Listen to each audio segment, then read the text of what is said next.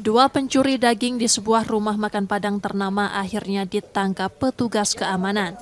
Aksi keduanya terbongkar ketika berusaha mengambil daging dari lemari pendingin pada Senin 15 September 2025 dini hari sebelum akhirnya tertangkap saat bersembunyi di plafon. Pelaku masing-masing Lepo Cahaya dan Ferdi Yoga, warga Kecamatan Kertapati, diketahui sudah 5 kali melakukan pencurian serupa. Uang hasil penjualan daging digunakan untuk judi online dan kebutuhan sehari-hari. Ide pencurian muncul dari Ferdi, mantan pegawai rumah makan yang baru dipecat 2 bulan lalu dan mengaku sakit hati. Kedua pelaku naik dari belakang dapur, kemudian naik ke atas plafon. Nah, ketika sudah di atas plafon itu terpantau CCTV dan diamankan. Yang dicuri Bu apa Bu?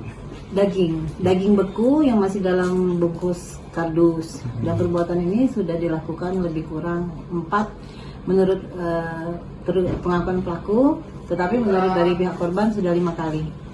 Motifnya kalau menurut dari pelaku karena masalah pribadi, dikeluarkan dari pekerjaannya karena sebelumnya mereka adalah pekerja di situ di bidang dapur.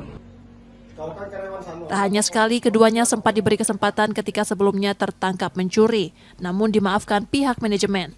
Namun perbuatan itu kembali terulang. Kini keduanya diserahkan ke polisi dan terancam hukuman hingga 7 tahun penjara.